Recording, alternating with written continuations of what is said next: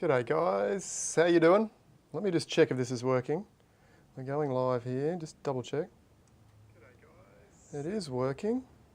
Give me a sec, I'm just going to share this link into Discord. And we're going to talk about, just so that you know, and you might want to stick around, if you've got new horses, we're going to talk about how not to ruin them and get the most out of them, being a new horse. There's a few little subtleties that you might want to adhere to if you want to try and keep as much value in these horses as possible. 1 second. Give me a shout out in the comments if you're watching so that I know that I'm talking to at least one person. That would be ideal. One will do. Talking to myself ain't much fun.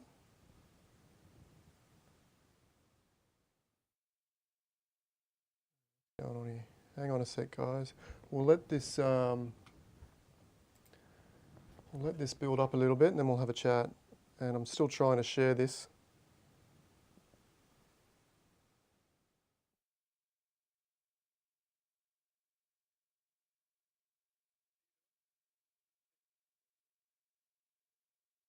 Okay, that is working. Copy. We got anyone? Oh, a couple. UFO and John. G'day, guys. 1 second. I'm just sharing this to Discord. If it'll work.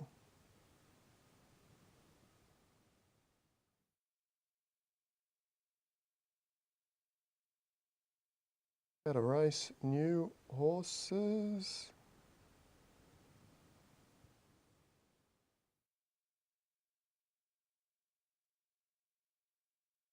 All right, rock and roll, rock and roll. Who else we got with us?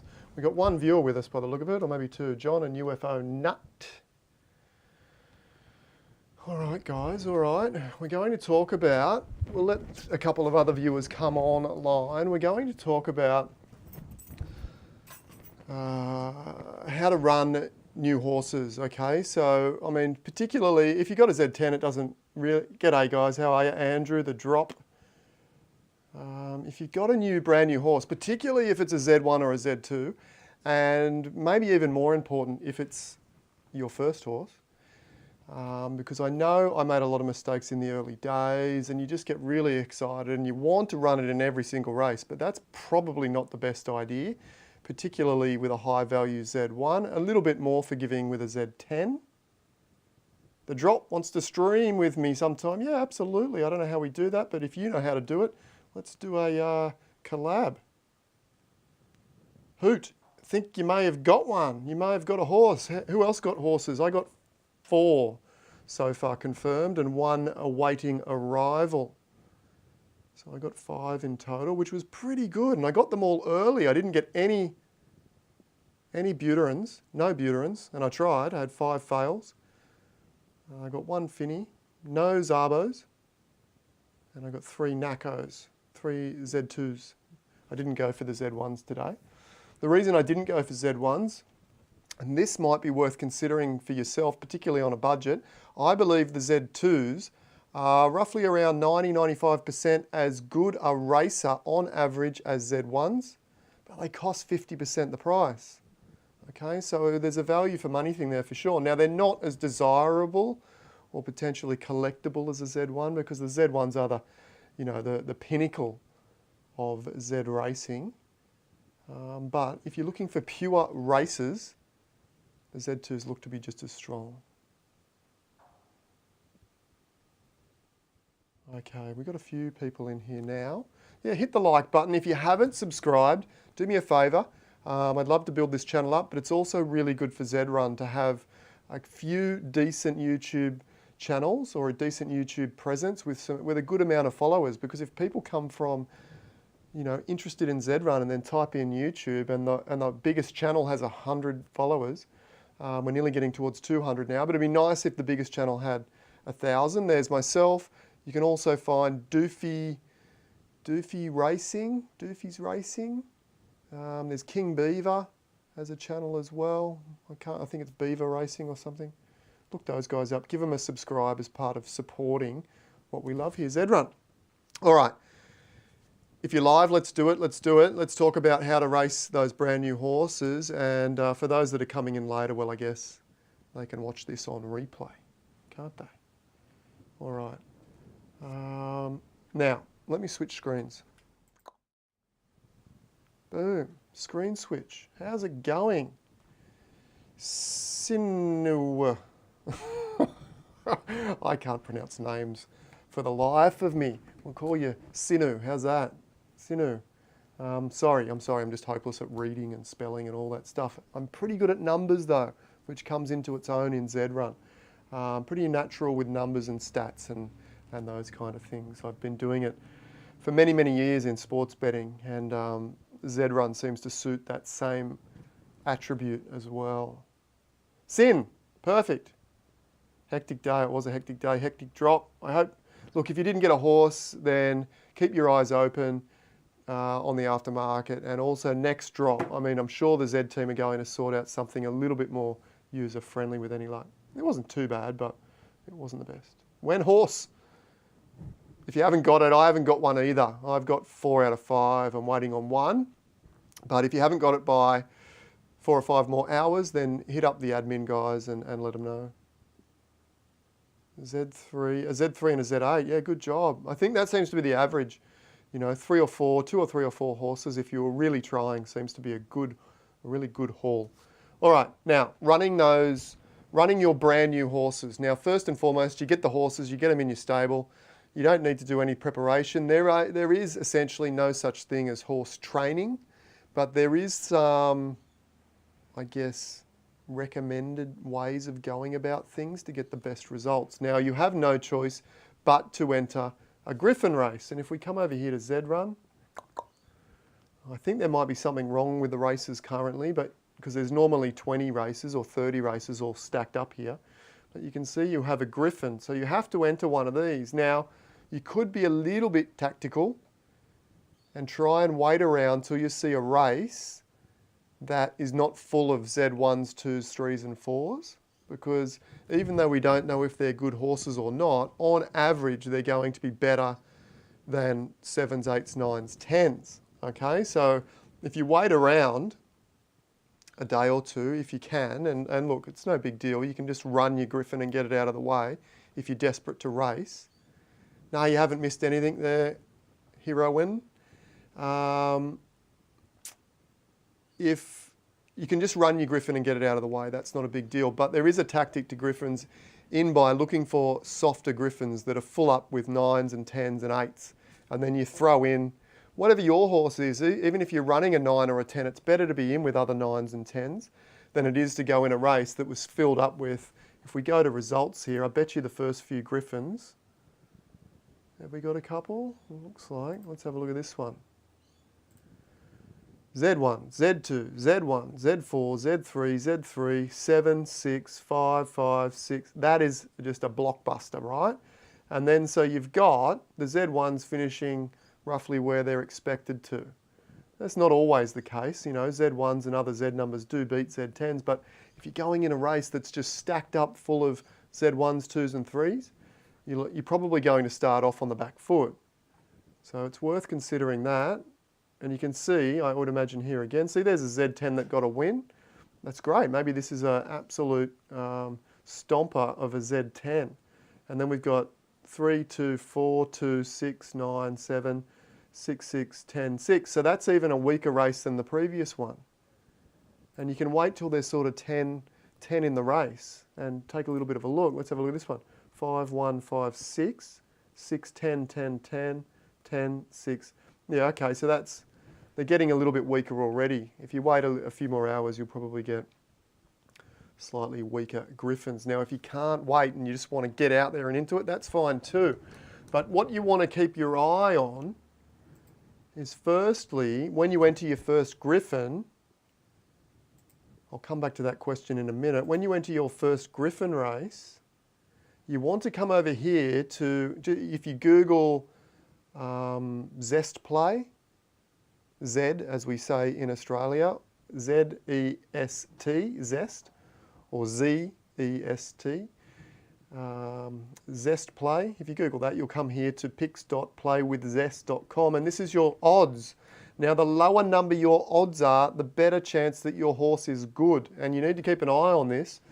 So if you're entering one of these Griffins with a whole bunch of Z1s and your horse is still around 10 to 1 or something like that. Okay, so you can see the favourite in this race, or the best horse based on the odds in this race, is Donatello. Okay, $6.60 or $6.67. And there's a few others here that are pretty good at 8s and a 9, another 8. Okay, so keep your eye on that. Now what we tend to do is keep a good eye on that. So this is a 1200, so this would be a short race. You've got 1,000, 1,200, 14, 16, 18, 2,000 metres, 2,2, 2,4 and 2,600 metres. All right, so this would be a good gauge. If this was your Griffin and your horse was in this 1,200 metre race and it was showing $5 or $6 odds or anything under 10, you think, well, maybe my horse is decent at this distance. Now, it's not the perfect gauge because you will get weak races and really, really strong races stacked of Z1s. Okay, but once you get through that, then we're really starting to play with discovering our horse. And the key point is not to ruin your horse. Okay, so you should be able to get a good idea within about 3 to 4 races if your horse is any good or not. And what you don't potentially want to do is, particularly with the Z1, 2 or the higher Zs, or the lower Zs actually, the better Zs, is you don't necessarily want to, if you get a fair idea that that Z horse is not the best, well, you probably don't want to run it 50 or 100 times for no wins, or 1 or 2 wins, okay? Because you've taken all the doubt and surprise out of it. Whereas generally with my Z1s, what I tend to do is I'll run them at a 1,200 or something down low, 1,000 or 1,200. Then I'll run them in the middle, 16, 14, 16, 18. And then I'll run them long, 22, 24, 26. One of each of those. And what you're looking for is a little gold nugget. Now, some horses are really good across all the distances, but most horses are only good in one distance. And for the most part, again, it's kind of a bit of a curve like this. So if you're good at 16, you're probably pretty good at 18 or 14, and you might be okay at 12 and 2,000. Okay? But if you're no good at 1,200, you're probably also not very good at 1,000 and not very good at 14, but you might be really good at 2,000 or 22 a little bit further away. Now, that's not a perfect science. I have seen horses that are horrible at 1,200 but are exceptional at 1,000. But this is where I like to leave a little bit of meat on the bone and not completely take all the surprise from a horse, because I know that 90% of horses, the distances are somewhat relatable, okay? As in the distance next door, if you're good at 1,600, you're probably pretty good at 18 and 14 either side. So it's fairly predictable. So I can have a look at a horse with about 2 or 3 runs and predict whether or not he's going to be, or she is going to be, a top 5-10% horse, or whether it's going to be average, or whether it's below average. And I can decide then, with a little bit of mystery and surprise still in that horse, whether I should keep exploring or sell and maybe pick up something else. Now, there is a risk to that because I have let go some pretty good horses. But I've also managed to move on from some pretty ordinary horses at the same time. A couple of questions floating in here, we'll cover those. Would it be at all useful to be placed lower in classes with a better horse so that you run house? Would it be at all useful to be placed lower? Yeah, well, yeah. I think, so from the Griffin, a little bit of background.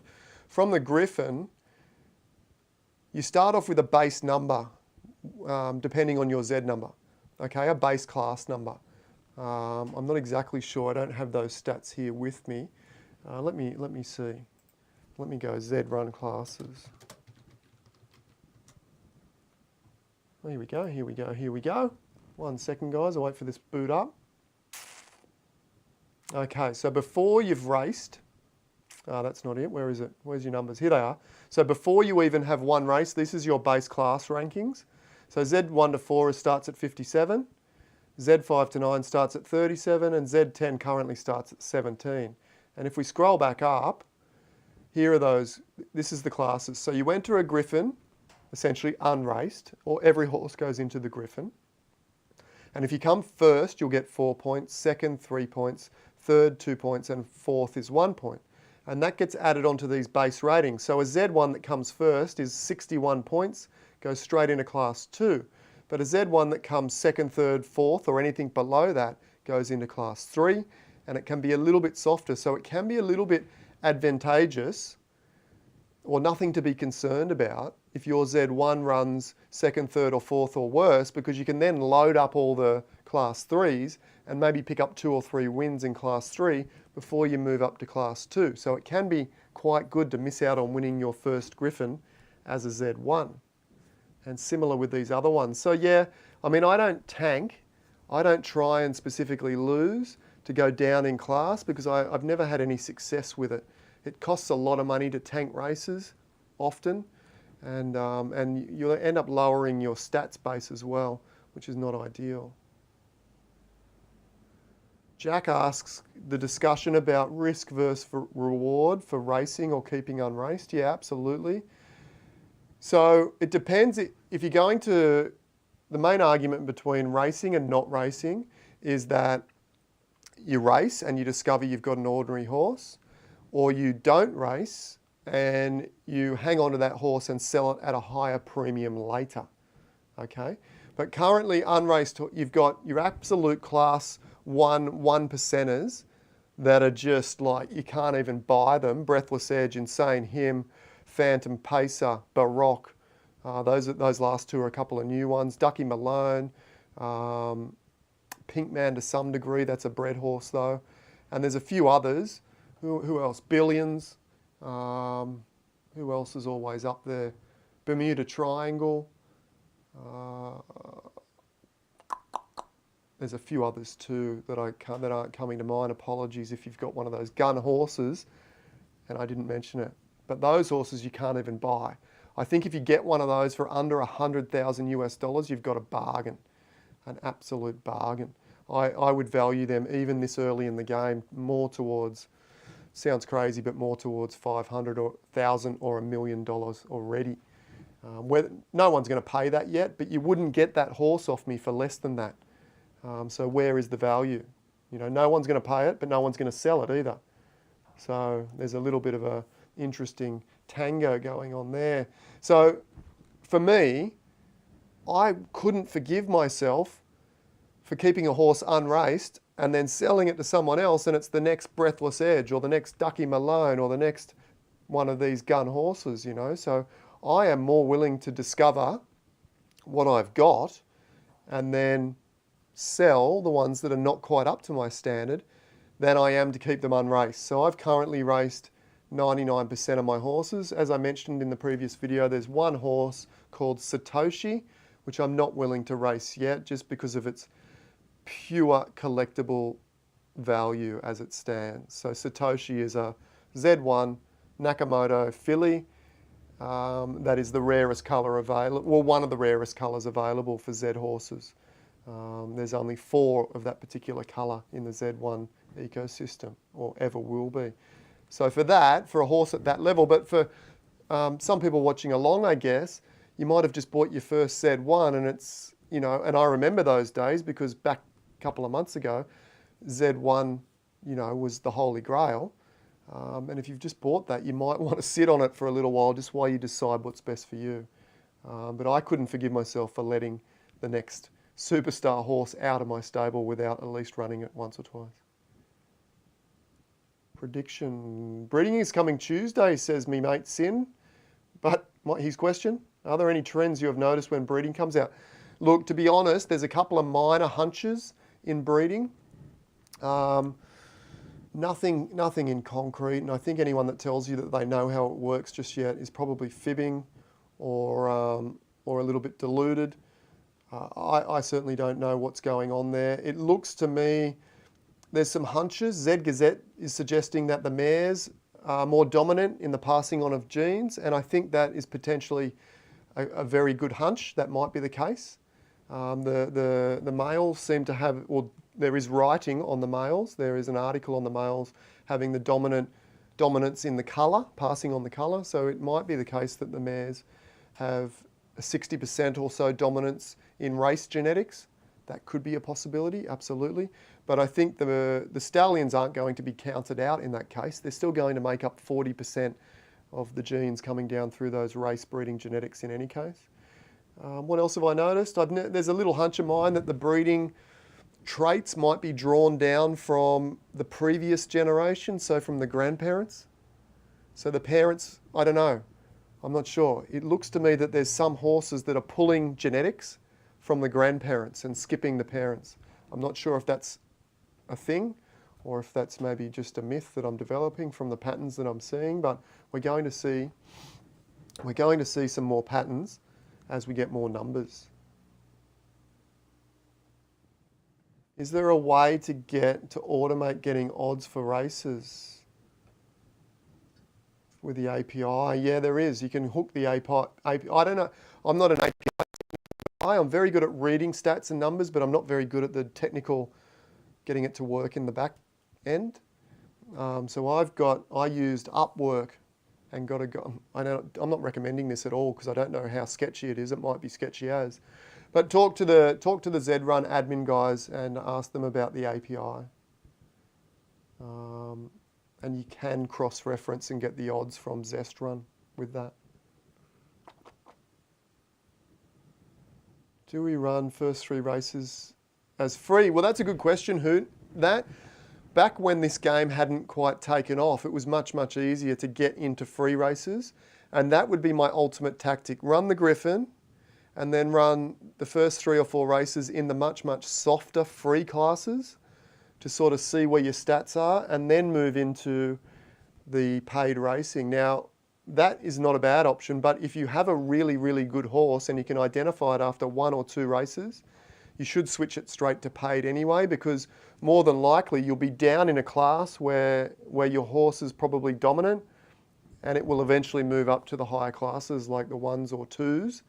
So you also don't want to race free for too long, because if you have a gun Z10 that starts down around in class 5 and you race it in 100 free races all the way up to class 1, you've lost all that potential of paid racing. You know, you probably could have made...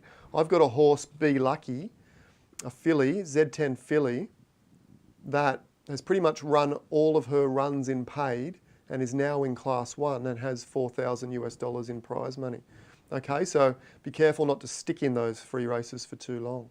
So what you're looking for in paid, when you go in paid, if your horse is under about 10 or 12 to 1 on those Zest odds, then I'm just going to switch back to full screen here while we're not talking about that. If your horse is under 10 or 12 to 1, then keep racing it in paid. It's probably a good thing. Where are we? How about keeping unraced for breeding? Now, Andrew asks, what about keeping unraced for breeding? I don't know how popular they're going to be, unraced horses in breeding, because if it's me, I want a horse that's has proven race genetics. I don't want to be breeding with what might be a donkey and paying hundreds of dollars or $500 or who knows, $1,000 for an unbred horse just to test it out. So I don't know, it could be a thing. There's also, Doofy has a theory that the race genetics or the race history is also important in passing in what kind of offspring you get. Now, I'm not sure if that is the case, but if it is, then maybe unraced horses are going to be less desirable in the breeding barn as well. Now, don't go out and race your horses and blame me when you get a 40 to 1-er. Oh, I should have kept it unraced. It's 40 to 1 and now it's worth nothing. Well, that's not necessarily true. You'll still get good money. People are still paying good money for 40 to 1 horses. In fact, I would suggest you would get market price even if your horse was 40 to 1, as long as you haven't run it everywhere. If you, another question, if I enter my horse into stud farm, can I accept or decline? No, you can't. At this point, it's a completely open breeding barn. Okay, so open to every horse, every stable, as long as they get there before the minimum breed runs out. The minimum breed was currently 7 for a stallion, and of course you can't at this point put the mares in the breeding stable, but they only have 2 offspring per month. So, oh, this is a good question from Razball Fantasy Sports. Excuse me. Do I keep all my Z1s in one MetaMask account, and how comfortable am I with that security-wise? Not very comfortable, to be honest. Yes, they currently all are in one MetaMask. I just bought yesterday, not yesterday, the day before, a brand new MacBook Air, which will only ever be hooked to Z-Run. It will not do emails. It will not do browsing. It will not do anything dodgy that we like to go and browse on and likely pick up a virus, you know what I mean? Okay, so it will only be used for Z-Run, only be connected to Z-Run, and I'll try and hopefully minimize my risk that way by not, the reason I bought Mac is because, as you may or may not know, Macs only make up 5% of the PC environment. So, you know, the really big scammers are not creating the really great viruses for Macs. They're creating them for Windows, fingers crossed. But again, I can't guarantee that is going to save me, but you need to put as many boundaries in between you and your horses, particularly if you've got a huge stable of Z1s and 2s and 3s and these kind of things and really rare horses. People are going to see this eventually and start targeting. Okay, so I might even create 2 or 3 on that Mac. I might create 2 or 3 wallets on different browsers. So I might create one on Chrome, I might create one on Brave, I might create one on Edge, well, not Edge isn't on there, but on whatever browsers, I might split them up and create separate wallets and then spread my horses out a little bit.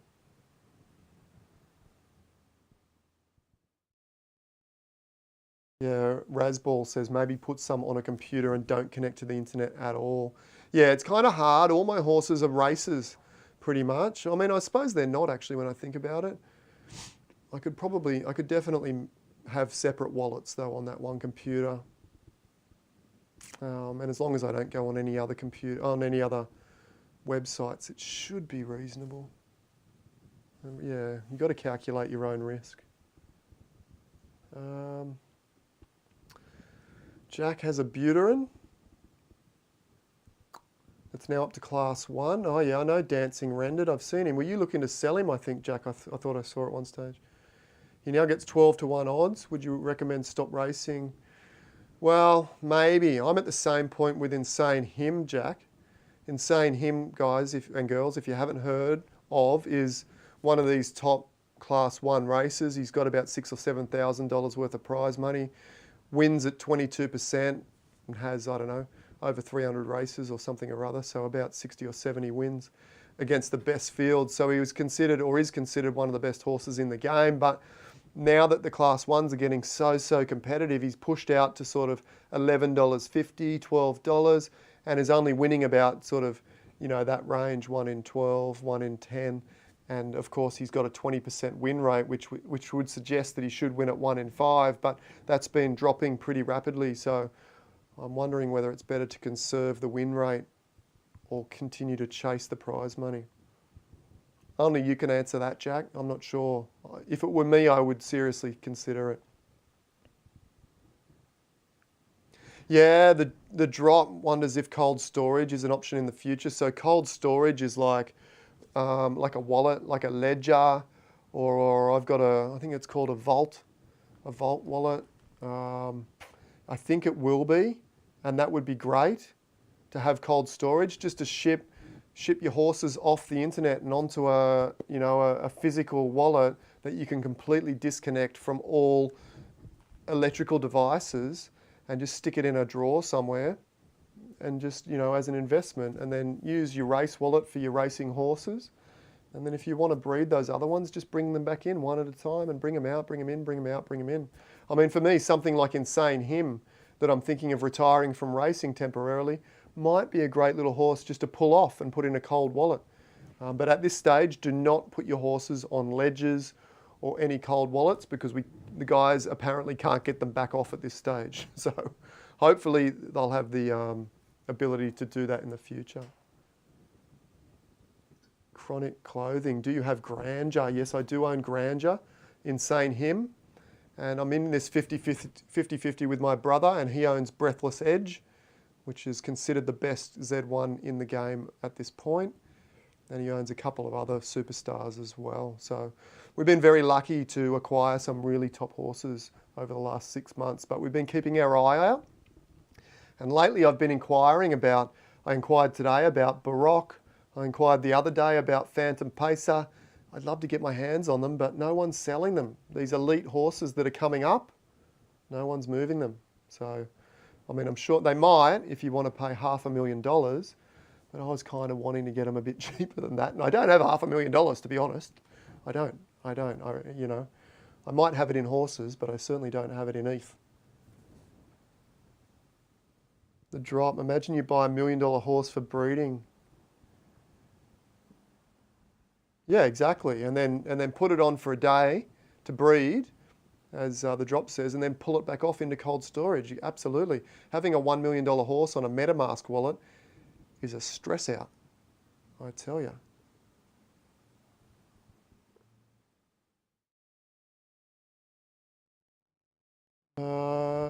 Chronic.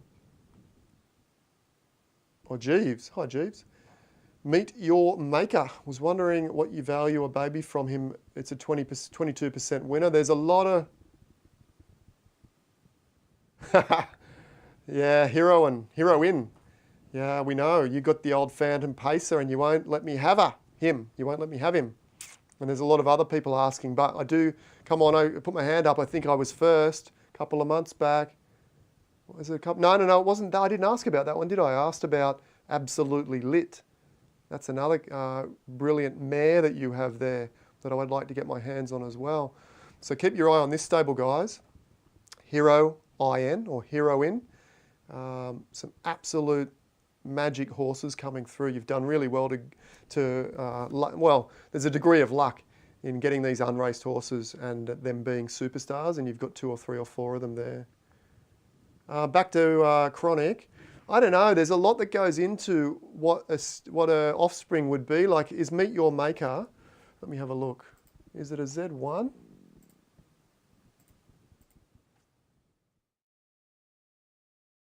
Go on the roster page here, guys, on Z, and although you can't see me, but I'll stick to the full screen here. He's a Z2, Meet Your Maker, okay. 21%. And then I would need to check if that 21% is if it was in paid or free. If it's in free, 21%, yeah. And it's only 19 races as well, so it's not proven.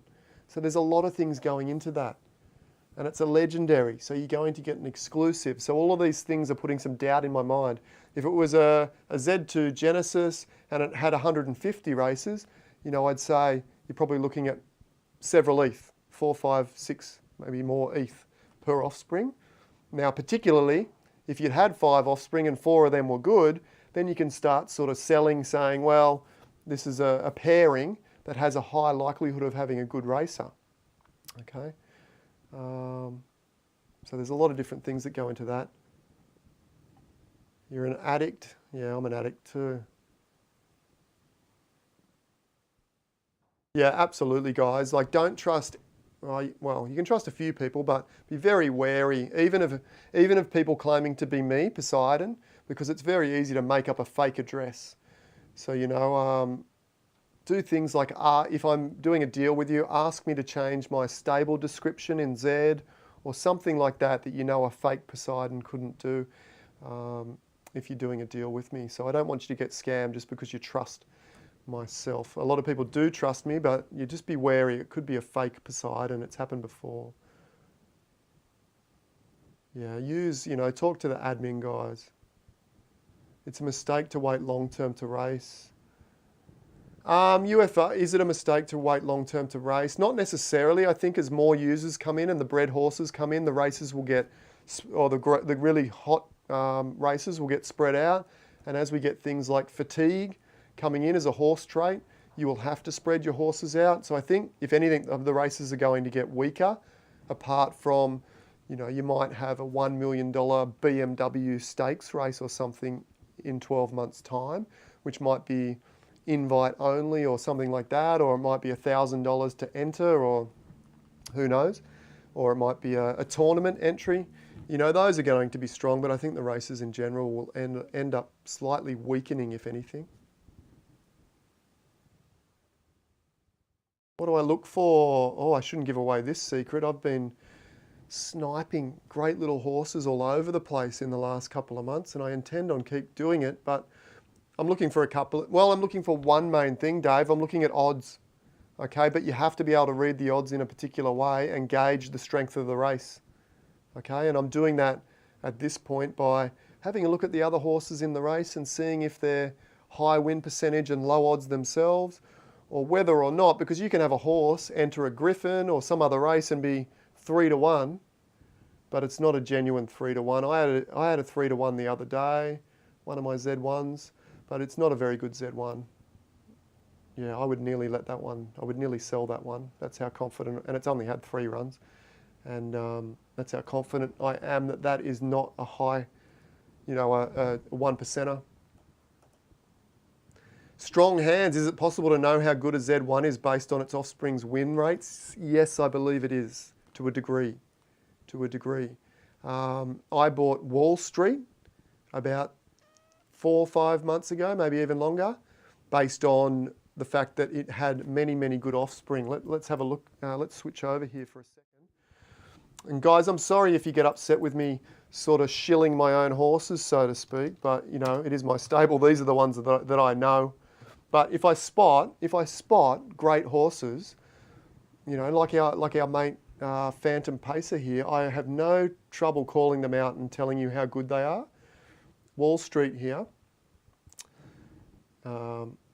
Look, this guy, Wall Street is not a 1%er. He's not a 1% racer. I would say he's a top 10%er for Z1. So as we were talking about before, I'm waiting for the fields to spread out a bit. And then this guy is going to be able to race and win a lot as those fields spread out. But he cannot, look, he's not going to be, he's probably about a 12 to 15 to 1er in a class 1 with Insane Him and Breathless Edge and Phantom and Baroque and all these other guns. Okay, who else? I'm trying to think of the other ones. Slander Unlimited is often in there. Billions, as I said. Who else is in there? Drive Rule, there's another good one. That's a Z4, I think, Drive Rule, or maybe a Z3. Very, very good. There's a few. I mentioned Bermuda Triangle. Oh, Alloy, another great mare. Okay. But the reason bringing up this for, who was that? For Strong Hands. Strong Hands, I shouldn't even be talking to you, Strong Hands. You're in me bad books after snatching up 2 of those fortune coats today. You won't even sell me one. You got 2? Come on, sell me one. No, just kidding. I wouldn't sell them either. You've done incredibly well to pick up those super rares in the most desirable colour at this point, Fortune.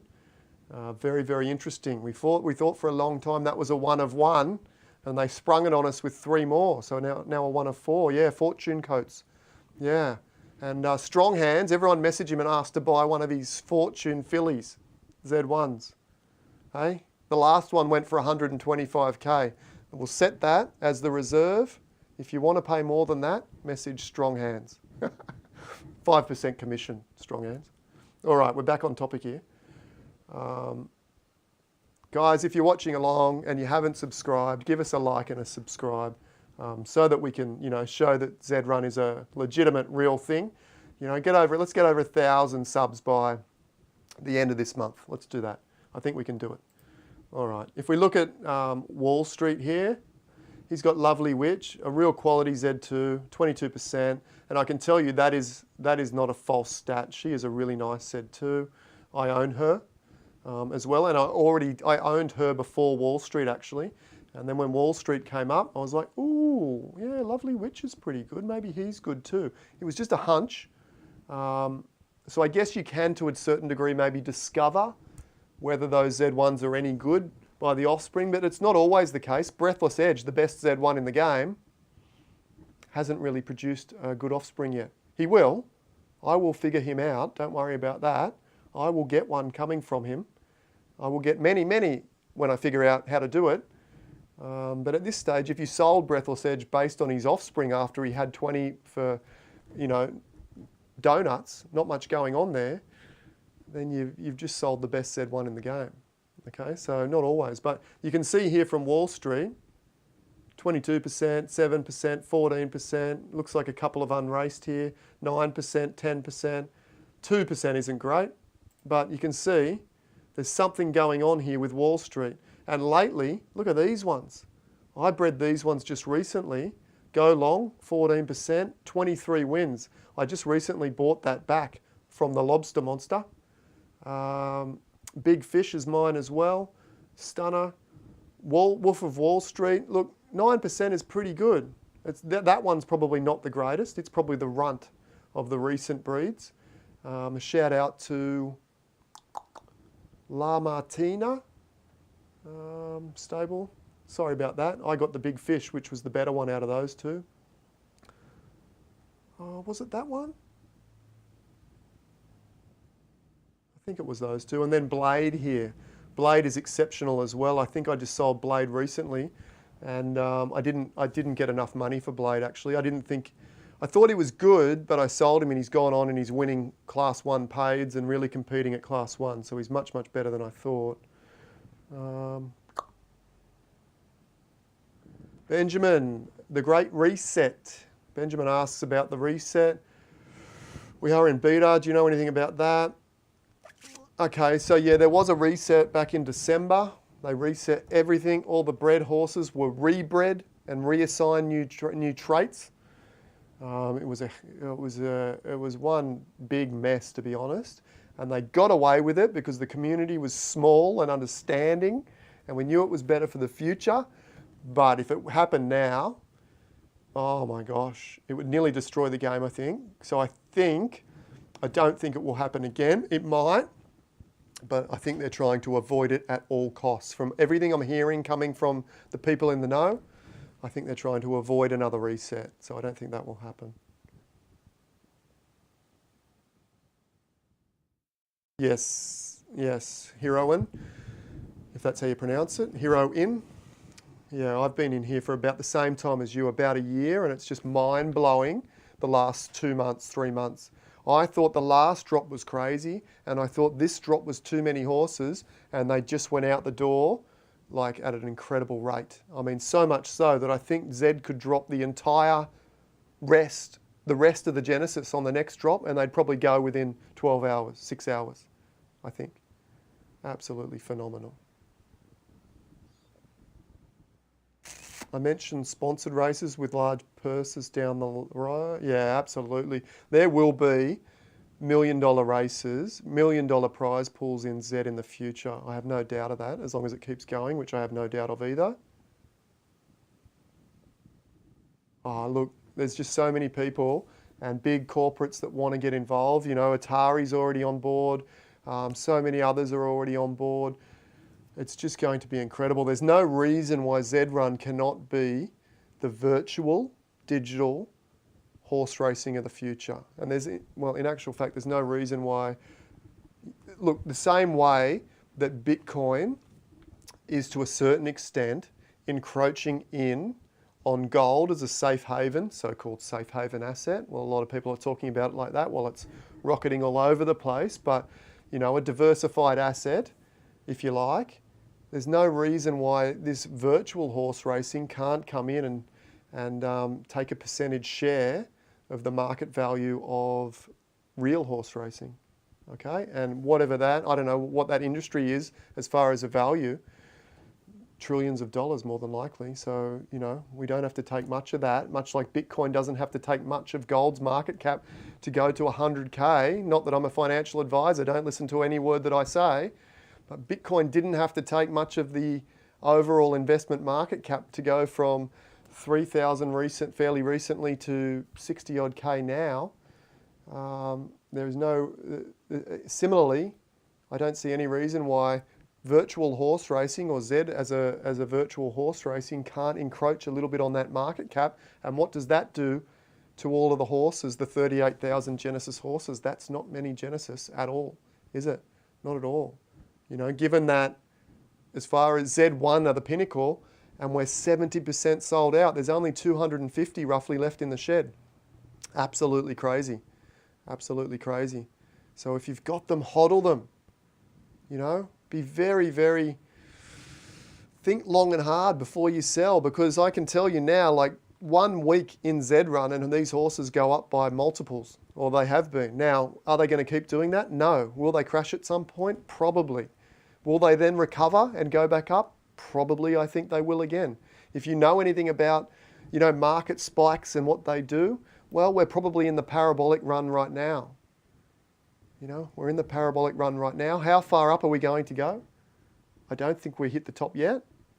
But once we do, yeah, it will probably cool off for a little bit before then recovering and then, you know, surpassing, I would suggest, once we start getting a higher level of adoption.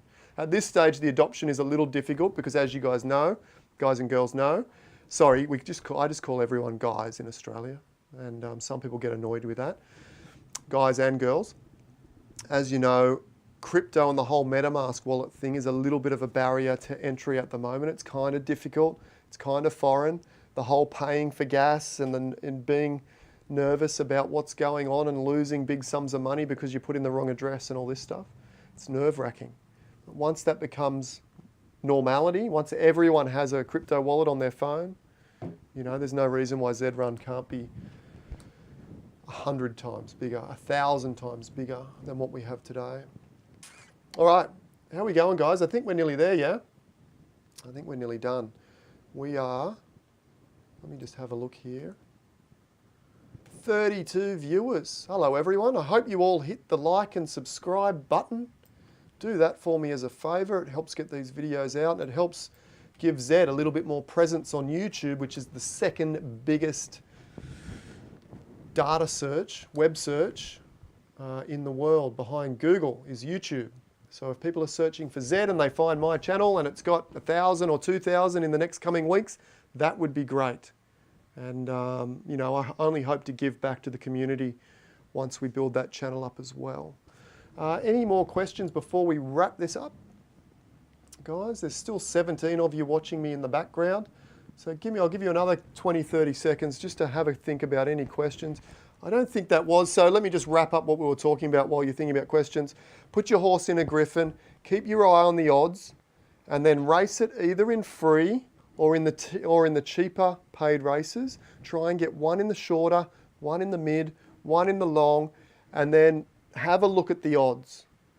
If you're getting odds that are 15 to 1, it might be time to pull up stumps on that horse. Maybe, look, I don't know. It's up to you when you decide to sell it and how much information you delve into or how much discovery.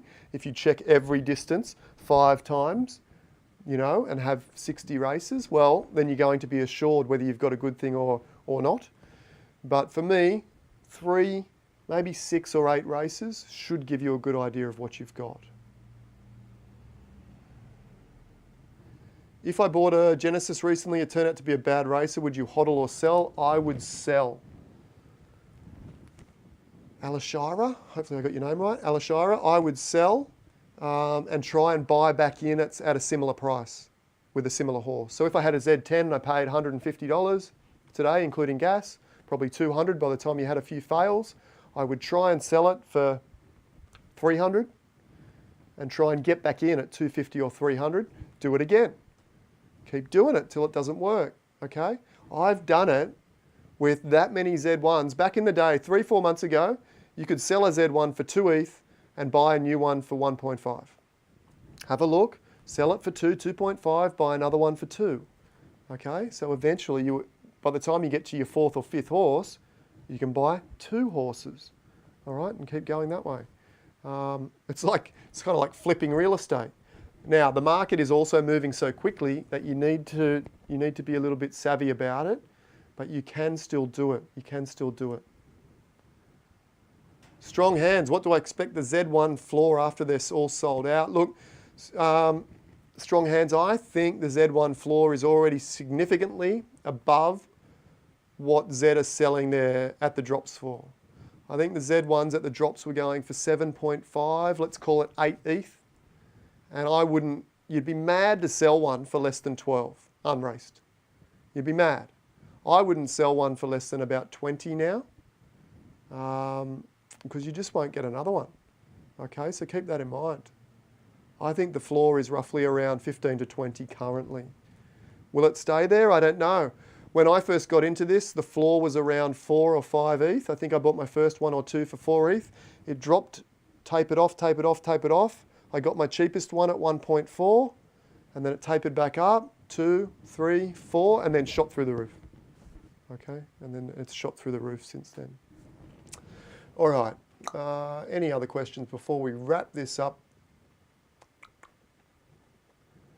Razball Fantasy Sports. Yeah, we'll do these lives randomly. I should, look, at some stage I'll set a specific time for this, but at the moment I just do it when I'm sort of inspired and having some fun.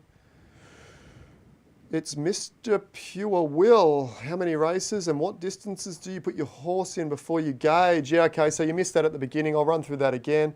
I generally go for about 3 to 4 races. One around short, 1,000 to 1,200. One in the middle, 16, 18, somewhere around there. And one long, 22, 24. And you can gauge from there. Let's say, for example, 1,000, 15 to 1. 2,000 or 2,200, 18 to 1. 1,600, 8 to 1. Oh, hang on a minute. Let's put in another 1,600. 7 to 1. Oh, we got something. Let's put it in a 1,400. 8 to 1. Okay, that's generally how it works. There is generally a relationship between the distance, but not always. I have seen horses that have one freak distance, and they'll be 30 to 1 either side of it. But 90% of the time they do have this relatable distance preference. Okay.